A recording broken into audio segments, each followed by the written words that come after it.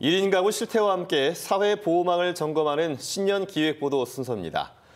대전의 고독사 증가율이 전국 6대 광역시 가운데 가장 높다는 소식 전해드렸죠. 혼자 살다 홀로 외롭게 죽음을 맞는 고독사.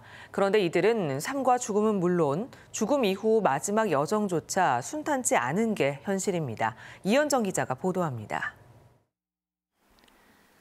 130여 가구가 모여 사는 대전역 앞 쪽방촌. 지난해 연말을 앞두고 이곳에서 50대 김모 씨가 홀로 숨진 채 발견됐습니다. 사흘 전만 해도 얼굴을 봤는데 종일 연락이 닿지 않는 걸 이상하게 여긴 사회복지사가 집을 찾았다 확인한 겁니다. 평소에도 사실 건강 상태가 많이 안 좋으셨고요. 창문으로 이렇게 보니까 어떤 움직임이 없이 누워 계시는 걸 봤고. 그리고 보름이 지났지만 아직도 김 씨의 장례를 치르지 못하고 있습니다. 연락이 닿는 유일한 피부치가 시신 포기각서를 썼다 다시 마음을 바꾸며 갈팡질팡하는 탓입니다. 실제 이런 고독사의 경우 전국적으로 70%가량은 죽음 이후에도 가족 등으로부터 외면받기 일쑤입니다. 연고자가 없는 게 아니에요. 근데 한 70~80%가 거부하는 거예요.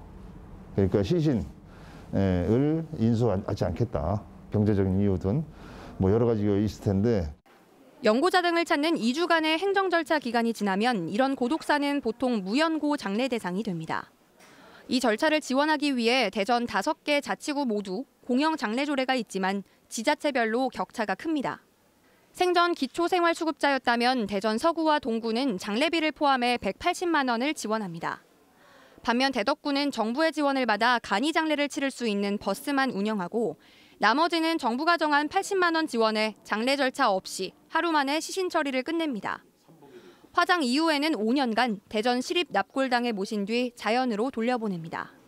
그동안 연락이 계속 없다가 이제 한마디로 여기저기 좀 알아보시다가 이제 연락이 되어서 오시는 분들이 간혹 있습니다.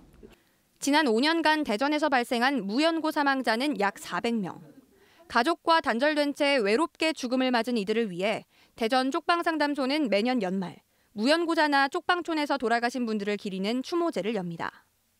올해로 벌써 20년째 매년 20명 안팎의 외로운 넋을 달래고 있습니다.